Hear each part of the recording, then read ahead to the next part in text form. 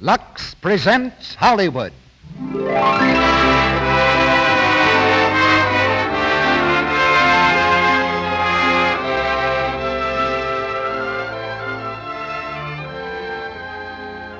The Lux Radio Theatre brings you Merle, Oberon, George Brent, and Pat O'Brien in Till We Meet Again. Ladies and gentlemen, your producer, Mr. Cecil B. DeMille.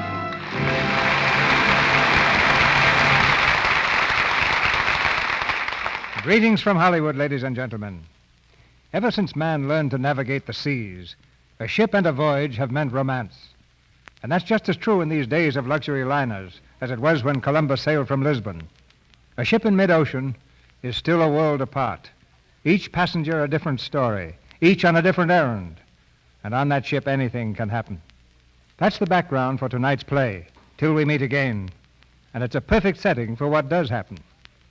Till We Meet Again is the drama of a man and a woman in love on a voyage that ends in a strange harbor. Two travelers from different worlds with different ideals, but with the same destiny. And into the short weeks that separate Hong Kong from San Francisco, they crowd a lifetime of adventure and happiness and mystery. After seeing the picture, we knew there were 3 stars you'd demand for our radio production of Till We Meet Again, the same 3 who starred on the screen. So our next move was to get this trio together at the place where a good many Hollywood deals are negotiated, a luncheon table at the Brown Derby. Merle Oberon, George Brent, and Pat O'Brien walked eagerly into the trap, and Pat went even further. He paid the check. It's a cast we're proud of, brought to you by a product we're proud of, Lux Flakes. And women who run their homes the modern way know that Lux Flakes on the shelf is the trademark of a wise homemaker. Now the steward has provided a comfortable deck chair for each of you. The gangplank is up, and our curtain rises on the first act of Till We Meet Again, starring Merle Oberon as Joan Ames, George Brent as Dan Hardesty, and Pat O'Brien as Steve Burke, with May Clark as the Countess. The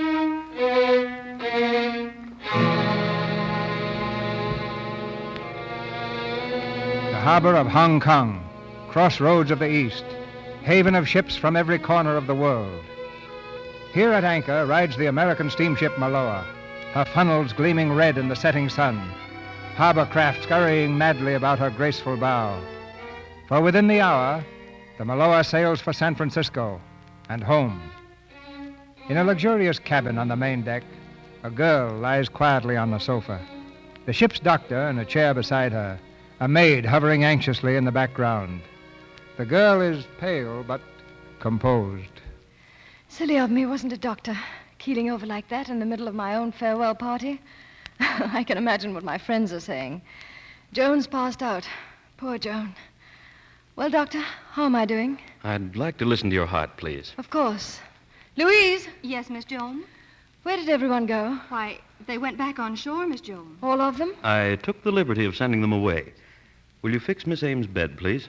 She's going to rest. Yes, Doctor. And if you could help her undress, we'll avoid exertion. No. Louise, will you leave us and lay out my green dress? I'm going ashore for a while. But, Miss Joan... Please. Yes, miss.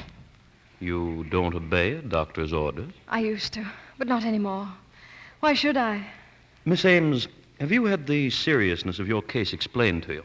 More than that, Doctor. I've read all about it. Oh? When I was in the sanitarium, I had nothing else to do. So I became an authority on heart cases. I see. You know, then, that absolute rest and care are indicated. Apparently, all these doctors have told you the same thing. They did. But you see, they knew and I knew that the thing was hopeless. And I couldn't go on just lying down waiting for it to come. So I've been waltzing around the world, keeping my little secret to myself. You see, Doctor, there's nothing more devastating than kind, pitying people when one's in a predicament like this. I do know now that when it does come, I'll be going somewhere. Well, there is something in that, of course. But if you were my little girl, you'd be in bed. You're very charming, Doctor. You know, it's a strong thing to say to someone who's young and, well, to anyone for that matter. But you do understand that with exertion and excitement, it can happen almost any time. You mean keel over for good? Yes, Doctor. I understand that. May I send for you if I don't feel very well? Why, of course. You going on to San Francisco? Yes, and then to New York, and then round the little old world again. You see, Doctor, I love ships and people and sky and rain. And shall we say, the elements? Not bad psychology in my case, is it, Doctor? I see what you mean. That's why you're going ashore now, to join your friends. All part of the scheme. To be with people, never to be alone. I've an hour yet before the boat sails. I mustn't waste it. Of course not. You'll let me know if there's anything I can do? Thank you, Doctor. You're very kind.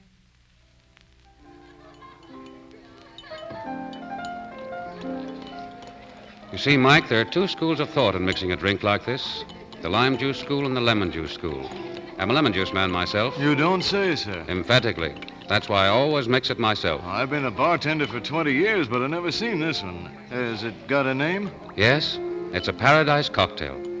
When anyone comes along who knows that every second of life is important, make him one of these. I know every second of life is important. Oh, good evening. I've been watching you mix that. Rather difficult, isn't it? Will you share in the fruits of labor? Another glass, Mike. Yes, sir. There you are. A few drops of paradise. Think of that.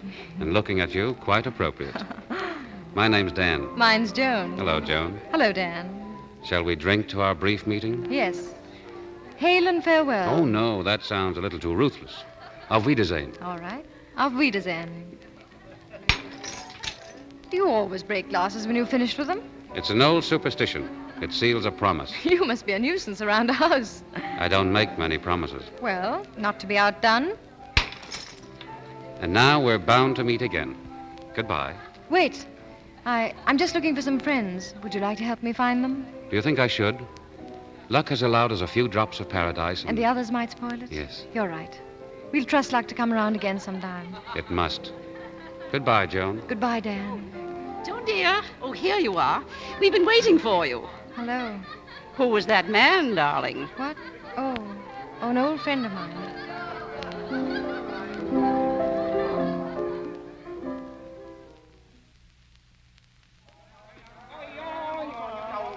All right, Dan.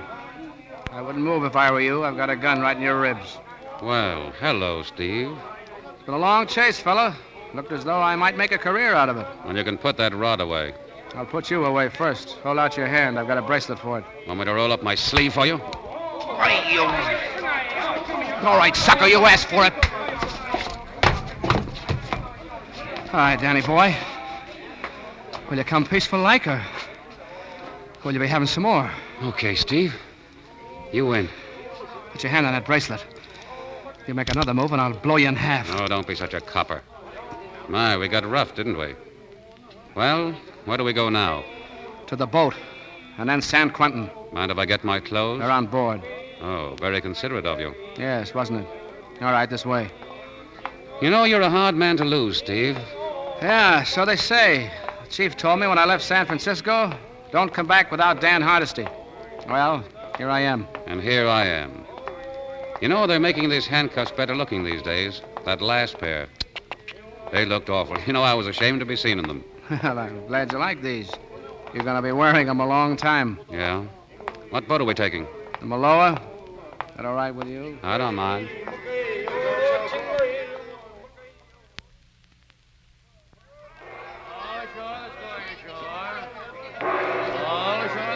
We've got a few minutes yet. Mind if we stay out here on deck?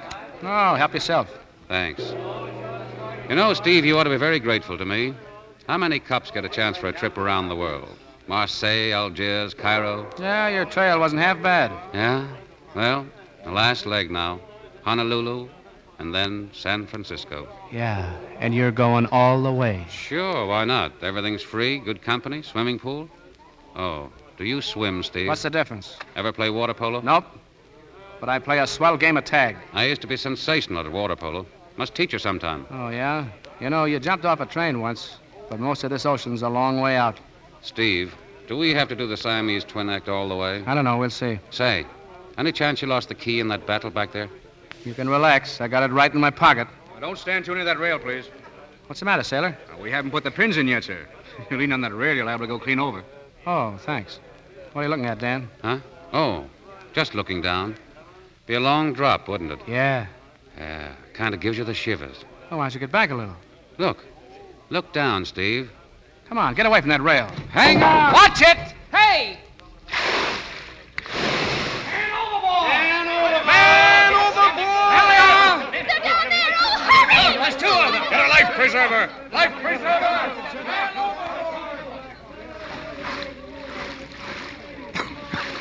Sorry, Steve. This is where we part company. Wait. Where's that key? Wait. So long, Steve. Dan, I can't swim. I can't swim. Oh, you poor. All right.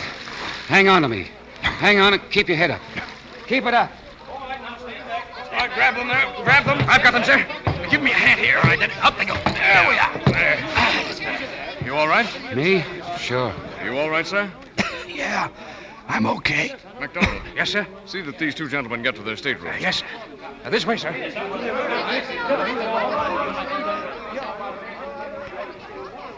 I'd better say goodbye, Joan. Take good care of yourself, dear. I will. There seems to be some excitement over there. Then stay away from it. Remember, Joan, the faster the trip, the shorter. I know. Goodbye, Mrs. Hester. Oh, Bonnie, goodbye, dear. Oh, Joan, do you know Mrs. Coburn? Joan Ames. How do you do? How do you do? This is my husband, Jimmy. Hello. Hello. Oh, I've got to run. Goodbye, darling. Goodbye. How did you get off all right, Mrs. Hester? Are you sailing alone, Miss Ames? Yes, just the maid. Call me Joan. All right, Joan. Call me Bonnie. You look it. Thanks. You're on your honeymoon, aren't you? Is it that evident? You look happy. Here we go. Happy voyage, Joan. Happy voyage, Bonnie.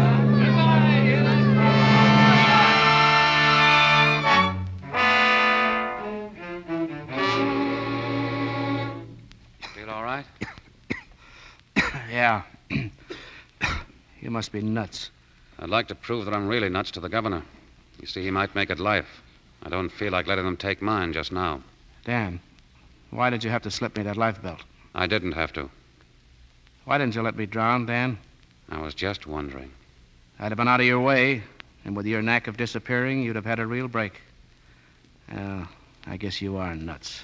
There's a difference between stepping on a dirty rat and rubbing out a... Oh, well, forget it. Rubbing out what? What were you going to say? I think you'd be all right if you weren't a cop. Thanks, Dan. And thanks for the life belt. Okay. Now, what about those handcuffs? Can we leave them off for the trip? There isn't a chance of my getting away. We're 3 miles out right now. Well, I'll tell you, Dan. Just because of that life belt, you're not going to the brig where you ought to go. I'm going to give you a break. But one move and you get it. You understand? Okay, Steve. Thanks. All right.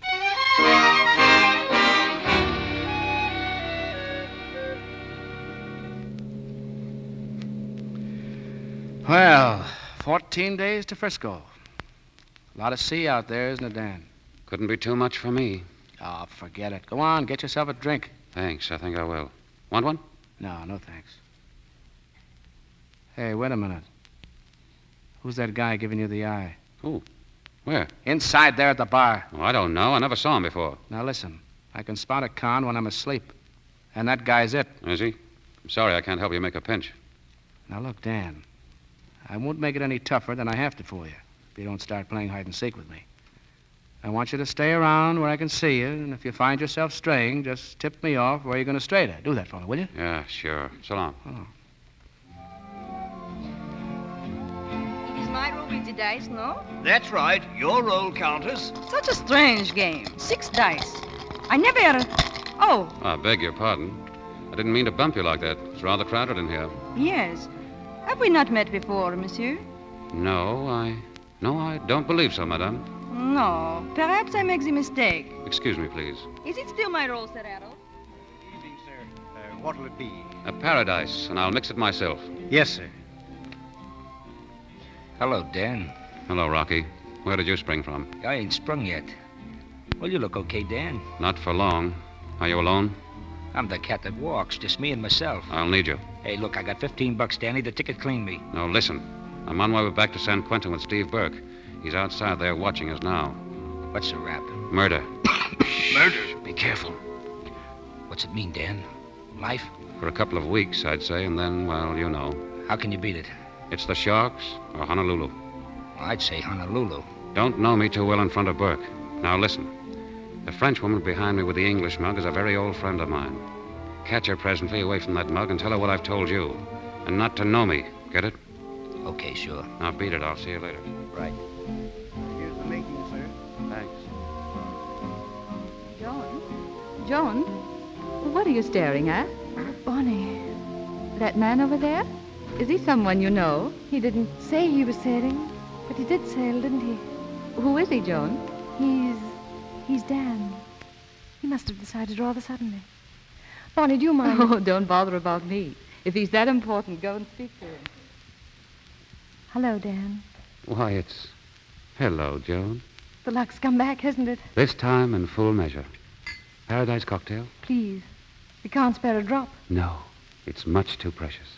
To this important second. Look out there. Sunset. Yes, it's beautiful. Shall we go out on deck? I'd love to.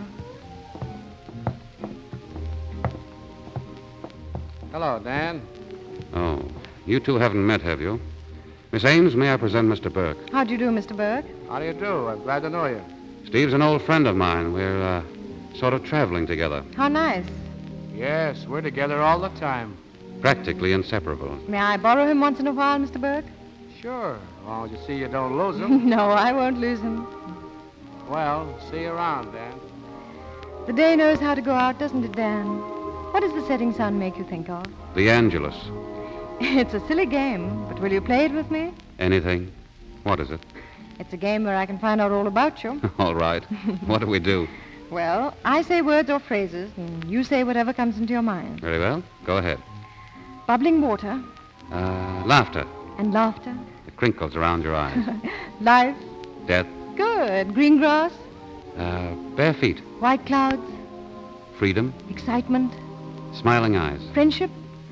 A hand clasp. Cabbages. Kings. Adventure. Pirates. Will-o'-the-wisp. Quickly, quickly. A sadness. A long search. And love. The end of the search. Know all about me now? Yes, Dan. Yes.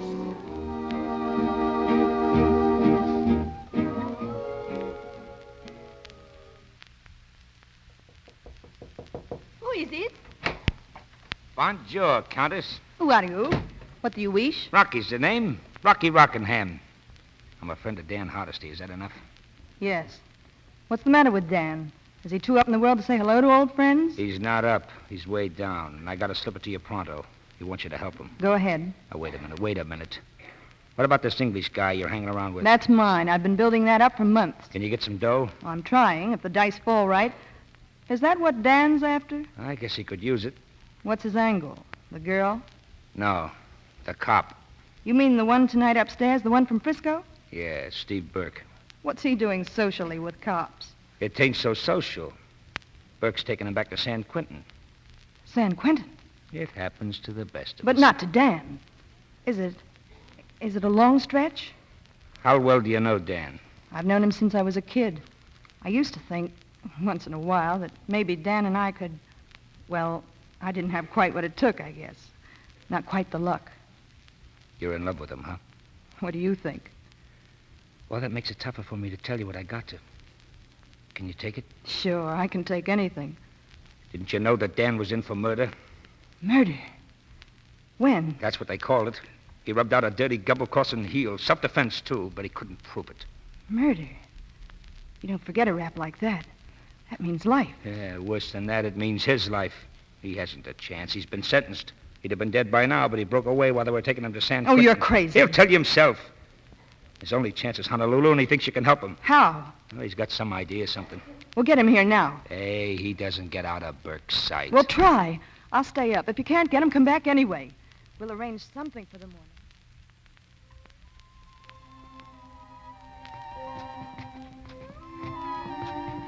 Top deck. No further to climb. I can climb forever if you just hold my hand. Yes, Joan.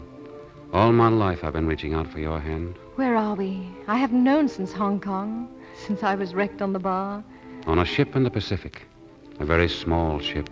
10 days to Honolulu, 5 more to the Golden Gate. 10 days, the Golden Gate. But what is time?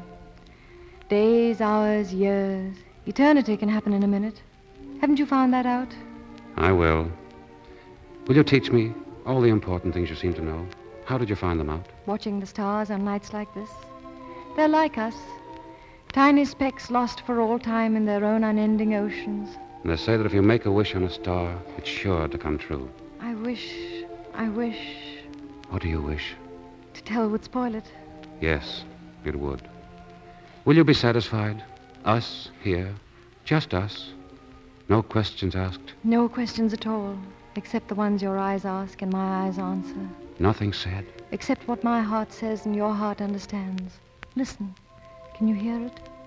Dan, Dan, Dan, Dan. Let me say it. Let me just whisper it. Joan.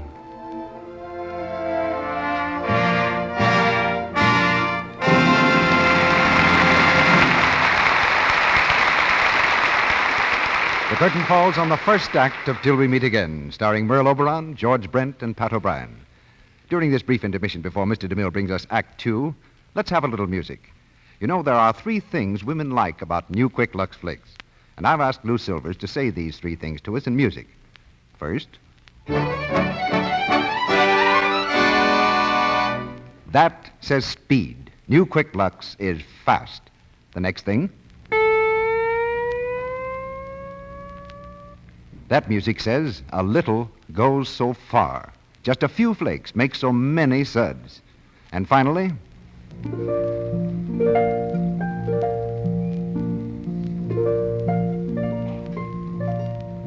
that says purity. New Quick Lux is so pure. Now, if you will remember these 3 things, you'll always get New Quick Lux Flakes for washing the things you want to keep lovely.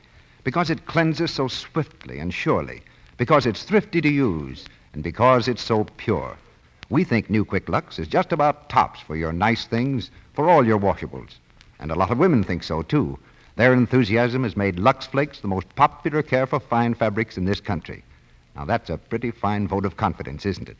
Next time you order, get a big box of New Quick Lux. It comes in the same familiar package. Costs you no more, and you'll find it's so fast. A little goes so far. And it's so pure.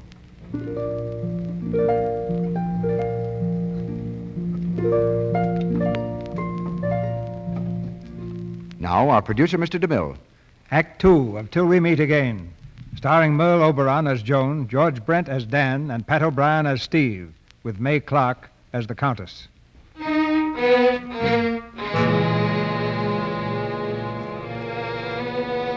The steamship Maloa moves slowly eastward toward San Francisco. But Dan Hardesty and Joan Ames are bound for another port, eternity. They know nothing of each other's destiny and are happy with the stolen holiday which fate has allowed them. It's late evening, 4 days out of Hong Kong. To the cabin of the woman known as the Countess comes Dan Hardesty. The door is opened for him, and he slips quickly into the room. Dan. Oh, Dan. Hello, Countess. Oh, don't look like that. They haven't banged those gates behind me yet. They can't. Shh. We've got to whisper. You looked lovely tonight. Ravishing. Dan, what's going to happen to you? You've got to get away. I've got one chance. Honolulu. We'll be there for 1 whole day from 9 till about dusk. Now, I've got to give Burke the slip, and believe me, he's no dummy. He's been on my trail for over a year, all over the globe. Paris. Oh, I wish I'd known. I was in Paris. Well, about this Burke, he's taking no chances at all.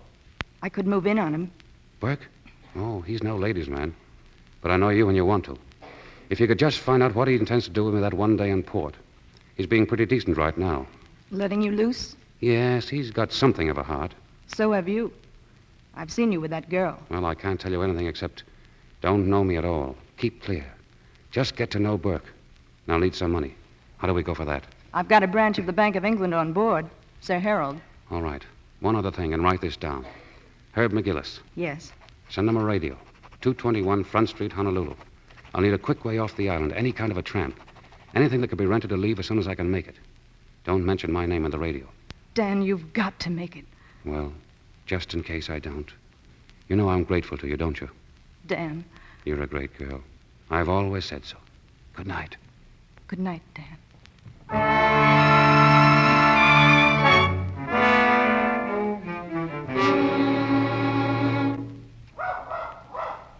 Albert! at once. You must not bother the gentleman. Down, Albert. Oh, that's all right. Oh, Albert, stop. Monsieur, I am so sorry. Oh, don't mention it. Come here, Pooch. Hiya, fella. He seems to like you, monsieur. But then you look like the kind of a man who would love dogs. And dogs would love, n'est-ce pas? Well, I got a little dog at home. A bull? No, one in the family's enough. Then you have two. No, only one, a spaniel. Ah, a one-man dog. A wife, a spaniel, a pipe, a fire. Good American, huh? You got everything right except the wife. No, monsieur, that I cannot believe. But I am too curious. I shall know all about you before we have met. I am. My name is Comtesse de Brissac. Mine's Burke, Steve Burke. How do you do? How are you? Perhaps Monsieur Burke, he would walk with us? With me and Albert? Sure, I'd like to. Come along, then. Come, Albert. You, object to my pipe? Do I look like someone who would object? Well, you never can be sure. You know, monsieur, Albert is acting very strange. Usually he has no use for the men. Albert likes the ladies. Oh, is that so? Well, looking at you, Countess, you can't blame him for that. Oh, monsieur, you are too droll. Then, what do they call you at home? Burke, just Burke. Just Burke? What goes on, Countess? You sizing me up? What does this mean, sizing up? You know, that look, it kind of goes through you. You mean like the look you just gave to me? Yeah. Yeah. It's a habit in my line. I mean, when strangers meet, they, you know, I guess everybody does it. And what do you find is my size, Burke? I don't know. You think I am pretty? A little? Yeah, I guess so. Oh. Well, I don't think you're as pretty as you're, regular, you know? You seem like a regular guy to me, if you know what I mean. Do you know what I mean, Countess? I think so. And at home, they call me Tina. Okay, Tina. You see, that's what I'm talking about.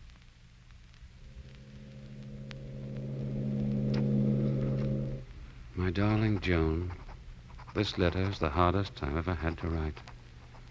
How can I ever tell you? Hello, Dan. Oh, hello, Joan. I was just writing a letter. To me? No, it's just a sort of a business thing I had to do. Oh, so you couldn't write me a tiny note, but you could write a dull business letter. I tried to write yours and couldn't. Look, you see all these? I began it 20 times. Why did you write so many mad-looking Joans on this one? What else could I write?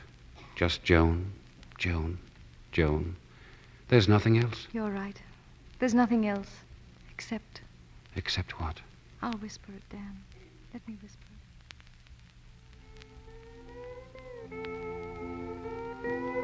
The stars are out again. Just for us. A perfect night. And tomorrow a perfect day. Honolulu. You've been there, Dan? Once. Just calling. There's a spell to the islands. Tomorrow I'm going to take you high up to the mountains, where you can look down and see the ocean on both sides. The colors keep changing, and then suddenly a cloud will roll right over like a blanket. It makes you feel as though you'd left the earth and were riding away on a cloud. Then it clears, and you can see the colors again. And sometimes you can hear music.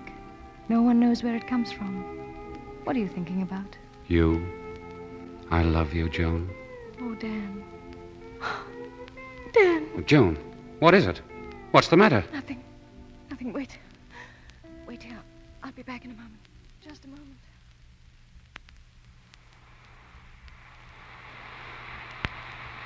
Not yet. Oh, please. Please, God. Not now. Not now. Miss Ames, is that you? Yes. Good evening, Doctor. Anything wrong? Well, I think it's all right now. I do wish you'd go to bed and rest, Miss Ames. Not now, no. Well, of course, I can't order you to bed, but you're actually pounding your life away. A girl who's as ill as you shouldn't keep up this pace. You know that, don't you? Yes, Doctor, I do, but not now, really. Please.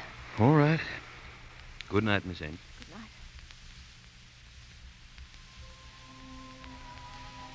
Good night. Joan, why did you run away like that? Have you been crying? Yes. But why? Why were you crying? I don't know. It was all a little too much. I've never been so happy in my life.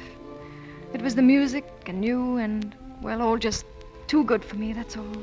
Hail and farewell. Remember? Not farewell, no.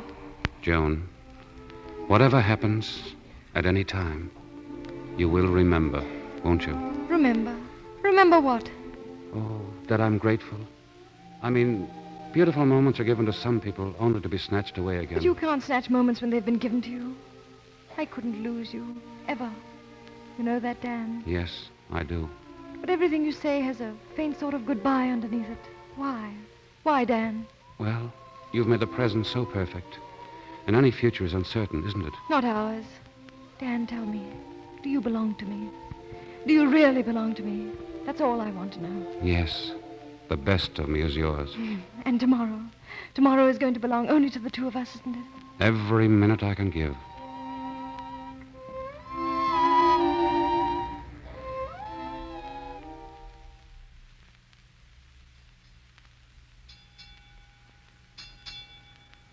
Well, 3:00. Time goes quickly with you around, Countess. One little glass more of champagne? No, thanks. I'm over my quota now. I don't drink. Besides, I've got to think about Danny boy. I'll bet he's still up on deck with that little girl. Do you blame him? Nope. It's very strange what you tell me. That nice man, a murderer. Yeah, it's tough. With any kind of a break, he could have... Oh, well. But you allow him freedom, at least on the boat. You have a good heart, Burke. Right now, I got a headache and a butte. I'll be staying awake, though. It's only a few hours till Honolulu. I wouldn't put anything past him. Take care of yourself. I will. I'd like to be around for the rest of this trip, if only to see you. You are very nice, Burke. Good night, Tina. Wait. Tomorrow you put this Mr. Hardesty in the, how you say... In the brig, yeah. Why? Then tomorrow is yours to spend with me? Oh, okay, sure. Ah, good. You must come early. Here, you take one of these tonight. What's that?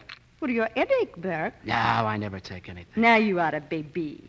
Your head will clear, poof, like that. Well, it's very kind of you. Here, you take 2. That will fix it. Thanks. You know, Tina, I'm getting fed up with this police game. So? Yeah, my dad was a cop. Yes?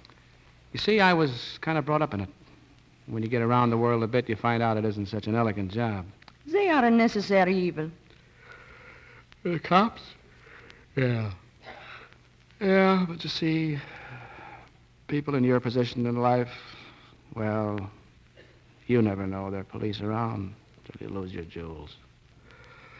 Or something like that. You know what I mean, Tina?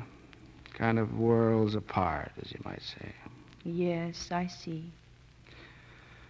Boy, I am tired. Well, night. Good night.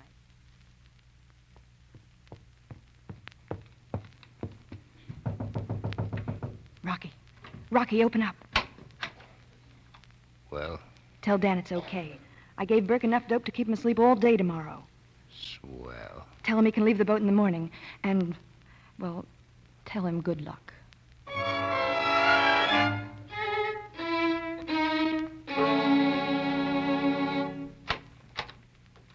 Is that you, Bonnie? Come in, I'm just getting dressed. Hello, Joan. Have we docked yet? Almost. Have you by any chance seen my gentleman? I've just been calling. There's no answer. I usually wait for him to call me first, and he usually does. But this must be an unusual morning. You're in great spirits, aren't you, Joan? Why not? I love Honolulu. You're going up to the mountain? To the Pali, yes. A picnic in the clouds. Joan, did you tell Dan Hardesty that you were ill? What? That you've been ill for a long time, and that you should have nothing but rest and quiet and no excitement? Who told you that? Your maid. She's worried about you. May I ask what concern it is of yours? It's the concern of anyone who happens to be a human being. Don't you think it would be better to wait until I mention the subject myself? Oh, Joan, please don't be angry. I never butt in where I'm not wanted, but I am another girl. It's such a beautiful day. I was trying so hard to forget, to put it away, not to think. I don't want to think about it. I don't want to be afraid. He mustn't know. It would change him, I know it would. I go round and round the world, always trying to forget it. It's got to come. I know it must. But not now. It couldn't now. Oh, Joan. It won't. It won't. Oh, Joan, don't cry. Look at you. I don't want other people to suffer about me. This is the first time for ages that I haven't been resigned to it, you know? But now I want to live so much. I've got to somehow. I've got to for him.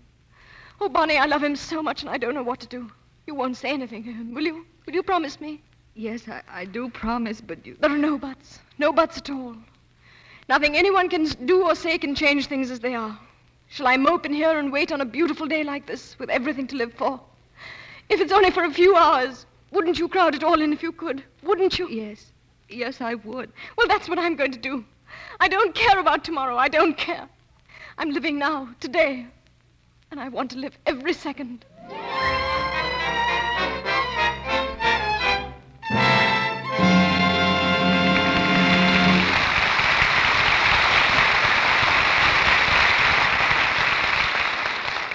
In just a moment, Mr. DeMille brings you Act 3 of Till We Meet Again, starring Merle Oberon, George Brent, and Pat O'Brien. While we're waiting, we bring you our friends, the Browning family.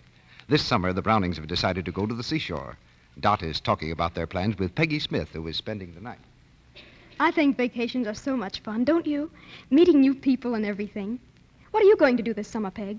Well, the family hasn't decided yet. I'd just as lief stay in town. Oh, but it's so much fun going places. Oh, I hate it. I never have any fun. Anyway, I read that there were more boys than girls in town in the summer, and I thought maybe I might... And this is what Peggy is thinking. I want dates and good times. I'm sick of being left out of things. And Dot is thinking... Poor Peggy. She's so pretty. She'd be a whiz except for one fault. Maybe I can find a way to tell her later this evening.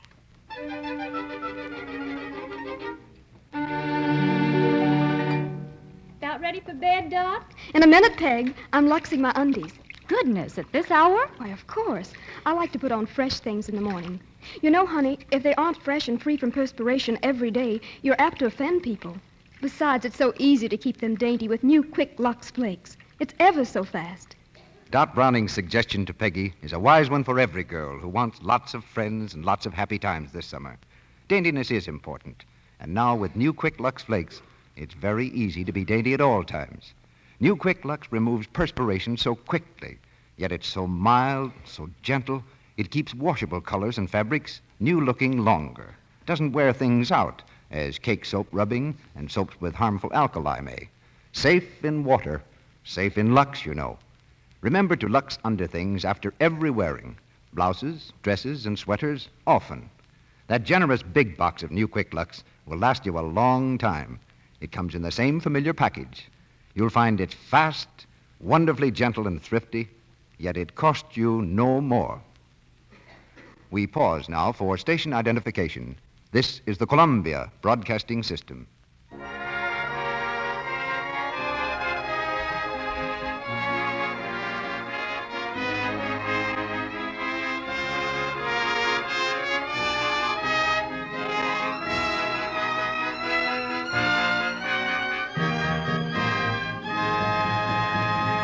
Curtain rises on the third act of Till We Meet Again.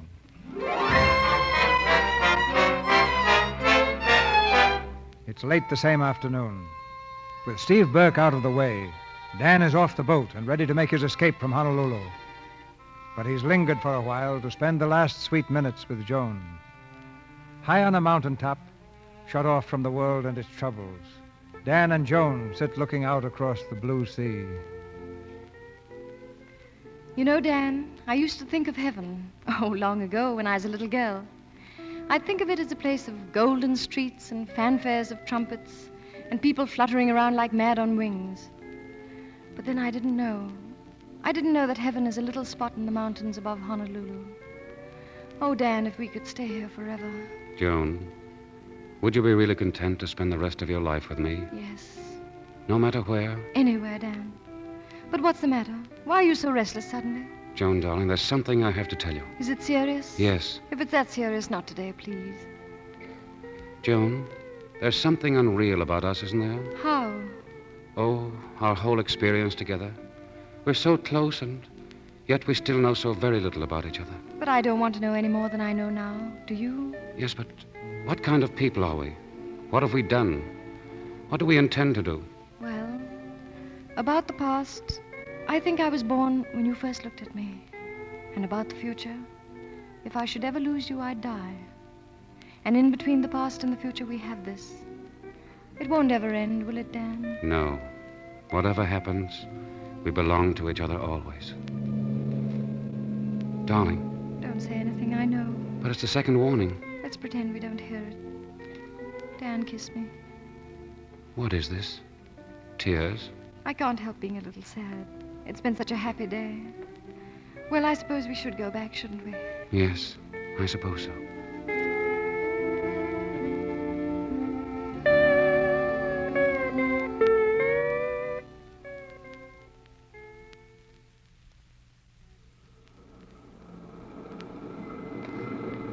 But, Dan, this isn't our dock. The Malheur's down further. I know, Joan, but you're going back to the boat alone, you see. I'm not sailing with you. Dan! Please don't ask me why, but quickly now, you'll be late. If you're not sailing, neither am I. Oh, Joan, I've left this everything to say until the last moment, and now it's too late. But we'll meet again, and I'll write to you from wherever I find myself. But where? Where are you going? I don't know, somewhere. I'm sailing on a little schooner just off here. Joan, kiss me. I'm coming with you. Yes, I know you would, but you can't. Anywhere with you, anywhere. Joan, please, you must go now. You must. I know. I've known a goodbye in all you've ever said or done. I prayed it wasn't so, and it is. You're leaving me. If only I could have been more, meant more to you. Dan, are you afraid? Afraid? Has anyone said anything? But what? Don't lie, you know. You know, and you don't want me anymore. Oh, Dan. Joan. Joan, what's the matter? Joan!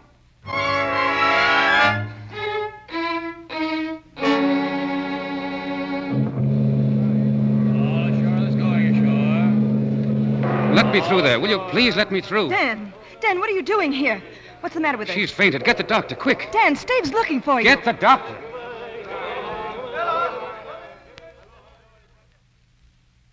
Joan, are you all right? Dan, listen, you've still got time. You can make it. Dan. Yes, dear? Don't leave me. Don't leave me. Dan, please, come on. Where is she? Here, doctor. Miss Ames. Miss Ames. This girl's acutely ill. I'd be obliged if you'd leave. Acutely ill? She's been suffering from a chronic heart ailment. It'll only be a matter of months, perhaps weeks. You mean she... Yes. Now, please leave. Of course. Dan. A few weeks. Dan, you can just make it, please. Not now, he don't make it. Come on, Dan. Now on, I'm chaining you to the bedpost.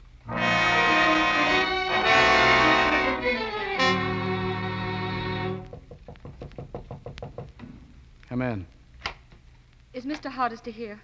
What is it? I'm sorry to disturb you, but she wants to see you. The doctor said she might, just for a minute. Will you come right away? Yeah, sure, he'll come. Why? What's the matter? Haven't you seen handcuffs before? Handcuffs? Oh, what do you mean? It means that I'm an escaped prisoner.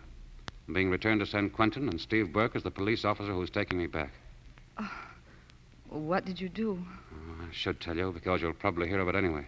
But she mustn't. Joan mustn't hear of it. But please, what is it? Wait, Steve. What? Take these things off, please. The truth about me would kill Joan. We all know that. You've got to help us. I want to go up and see her now. May I, Steve? Oh, my breaking days are over. Whatever my word is worth to you, will you take it? If you're going, you better go. Thanks, Steve. You're a swell guy.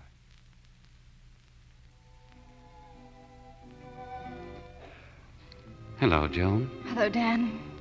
How do you feel, darling? Oh, it wasn't anything. I'm ashamed of myself. I wanted to come and find you myself, but that silly old doctor wouldn't hear of it. He said girls who faint should rest after. You're a sissy. Well, you shouldn't have said goodbye to me like that. I just couldn't take it. And will you remember that, sir, in the future? Go easy on the goodbyes with little Joan. Never again. Never? Never and never and never. Listen, are they dancing upstairs? Sounds like it. May I have this dance? Shall we skip out for half an hour? Rats to the old doctor or anyone else. We're our own masters, aren't we? Yes. But we're going to wait until the morning. Want to do me a favor? Anything? Go to sleep and dream of me. I always do, and I think I always will. And so will I. Good night, Dan. Bless you. And bless you. And now I lay me down to sleep. I pray the Lord my soul to keep. If I should die before I wake, oh, Dan.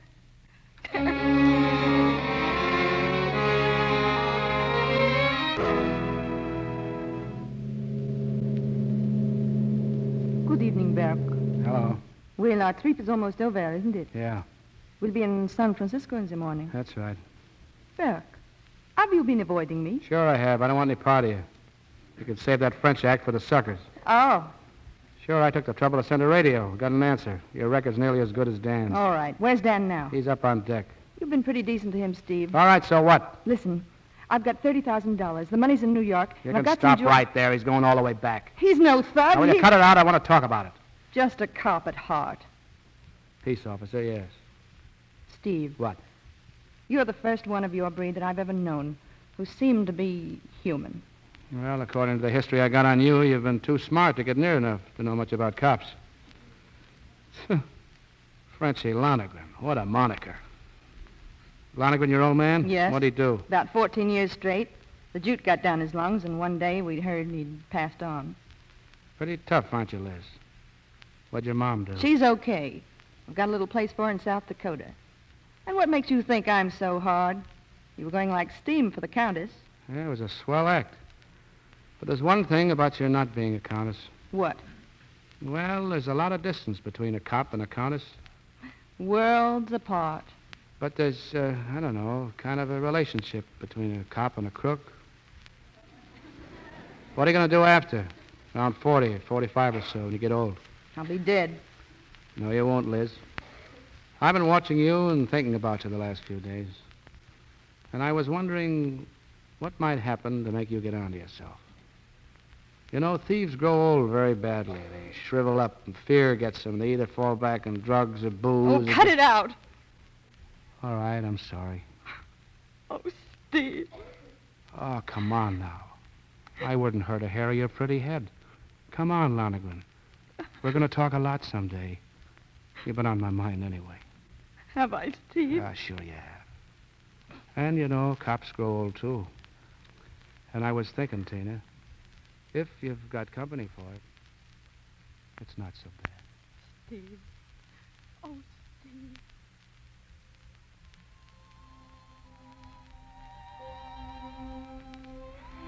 Happy, darling? Very happy, Dan. It doesn't seem possible that we could ever have been strangers. Never. You know, men pretend not to need things. I've tried to pretend, you know, trying to be the lone hunter. But he's really only half of something. One half looking for the other half. Dan, there's no one like you. I could talk to you forever. Will you? What? Talk to me forever. If there's a God, I will. You know, you came out of nowhere at a time when I really doubted. I actually knew there was no such a thing as a soul.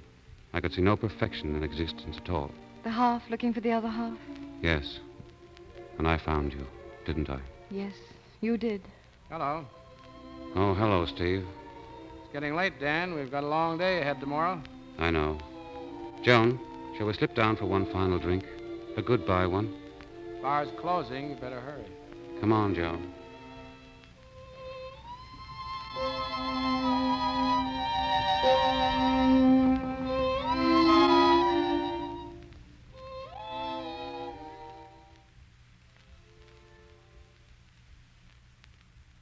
What does San Francisco mean to you, Dan?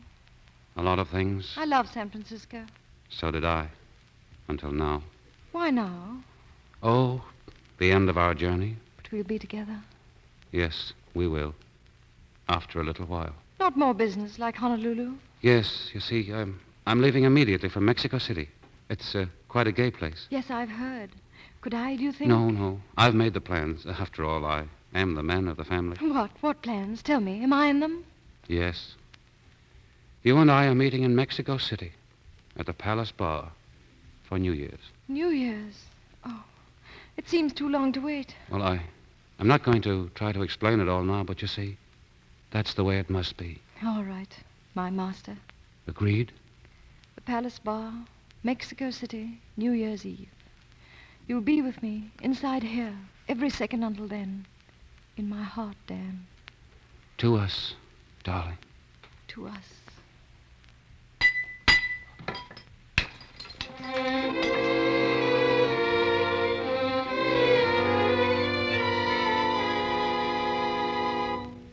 Joan, are you almost ready? The gangplank's down. In a minute, Bonnie. Is Dan waiting? Well, I didn't see him. Hello. Who are you? Won't keep you a minute, Miss Ames. Have you been on board? I don't remember seeing you. I just got on. I'm from the San Francisco Plain Dealer. A reporter? What is this? Get out, please. Oh, all the fuss. I just want to ask a couple of questions. No. I understand from the steward, Miss Ames, that you and Dan Hardesty have been pretty good friends on this trip. Joan, don't answer him. Did you know that Hardesty is a convicted murderer? Bonnie. Get out. Get out. Bonnie, what did he say? Well, I'm sorry, miss, but didn't you know? Oh, please. What? No, what? That Dan Hardesty is back here in the States to be hanged for murder. No, Joan, don't listen to him. That's not true, is it, Bonnie? It's all right, Joan. Don't excite yourself. Where's Dan? Why doesn't he come to me? He promised. Joan. Where is he? Where is he? Dan! Gangplank is down. Dan, where are you? Dan, wait! Joan, here. Oh, Dan. Oh, darling. All set, Dan? Yeah, sure. Still got a minute. Meet me over by the gangplank. I want to check my passport. Thanks, Steve. I'll be right back. Joan, don't. It's all right. I'm all right now.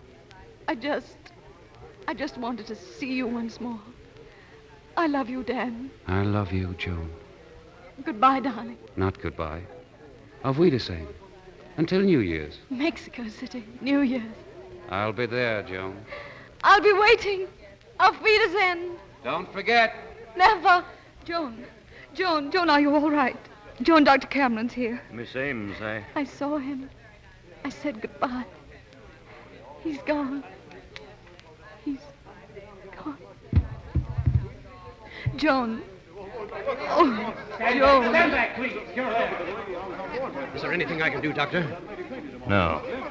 It's too late. There's nothing anyone can do now.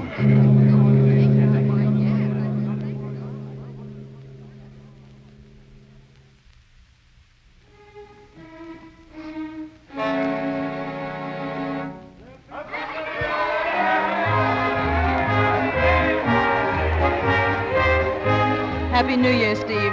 Happy New Year, Tina. Funny, isn't it, to be spending it here in Mexico City? If things had been different, maybe Dan and Joan would have been with us. They wanted to so much. Two cocktail?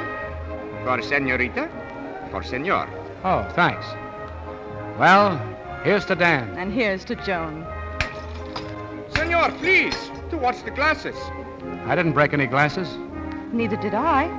Pardon, senorita. It was over here, you see? Those two glasses. They were standing on the bar. Now they are broke. It's very strange. Steve, what was it? They always used to break their glasses like that. Joan and Dan. They loved each other, those two. Then and now. They still love Steve, I know it. Away off, somewhere, where people who love each other always meet again.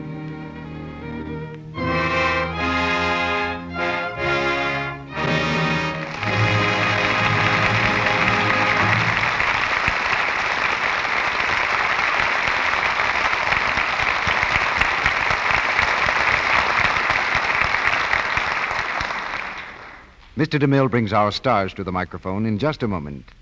While we're waiting, Sally tells me she's been composing riddles lately. Yes, I can see one in her eye right now.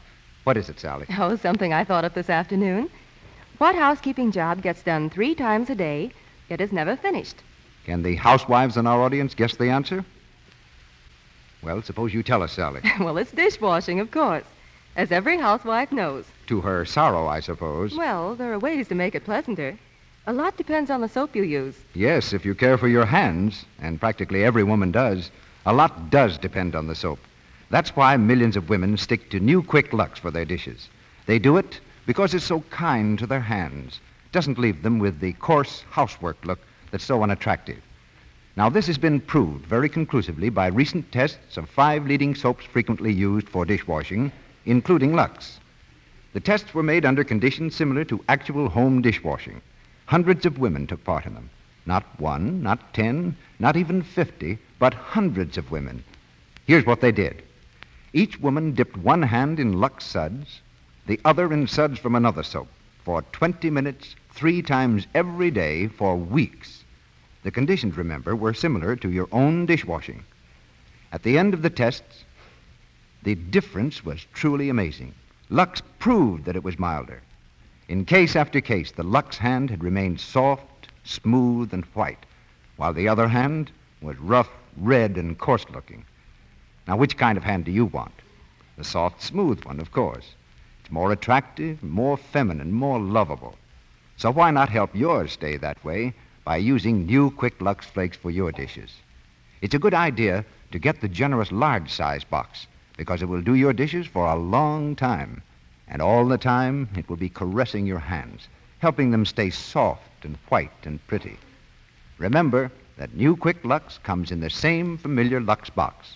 It's fast, thrifty, kind to your hands, and yet it costs you no more. Here's Mr. DeMille with our stars. The lights come up, and Merle Oberon, George Brent, and Pat O'Brien return to the microphone after a great performance. Well, it's the luck of the Irish, C.B. Only 2 Irishmen could be that lucky. I can't agree, gentlemen. A performance like tonight's is a matter of skill. No, you got it wrong, C.B. Only 2 Irishmen could be lucky enough to have Merle Oberon in the same play with them.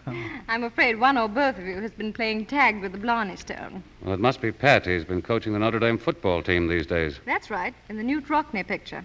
How does the team look, Pat? Oh, fine, Merle. I think we win a lot of games. As a matter of fact, if the Notre Dame team doesn't win in a picture called The Life of Newt Rockney, there's something wrong.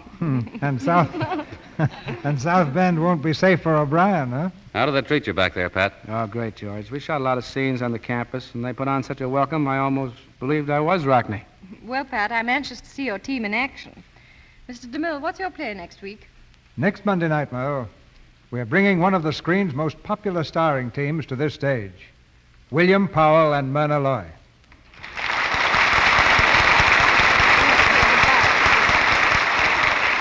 And our play is After the Thin Man. Bill and Myrna will play Nick and Nora Charles, the gay husband and wife they've made famous in the Thin Man pictures. As the detectives in After the Thin Man next Monday night, they do their sleuthing in the same romantic and light-hearted way that you've applauded on the screen. Well, you've got all the ingredients of a hit there, C.B. Good night. Good night. Good night, C.B. Good night. Good night. I hope it won't be long until we meet again.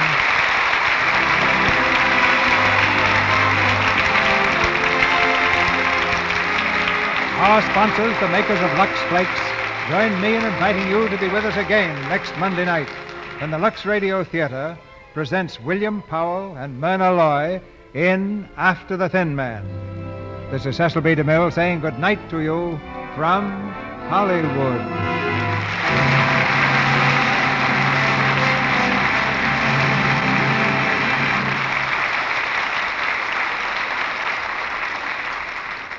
Heard in tonight's play were Kathleen Fitz as Bonnie, Lou Merrill as Doctor, Wally Mayer as Rocky, and Ted Bliss, Fred Shields, Celeste Rush, Clara Blandick, James Eagles, Earl Ross, Warren Ash, Eric Snowden, and Lee Millar.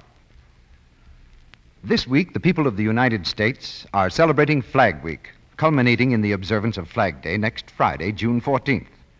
Now, all of you may join in the observance of this national occasion by displaying the American flag this week. May I remind you, ladies and gentlemen, the American Red Cross is appealing to all Americans for contributions to help the thousands of suffering women, children, and aged in war-ridden Europe. More help is needed, and now. Show your sympathy by sending a contribution to your local Red Cross chapter. The picture Till We Meet Again was produced by Warner Brothers. This studio's newest production is All This and Heaven Too, starring Betty Davis and Charles Boyer. Our music was directed by Louis Silvers, and your announcer has been Melville Ruick.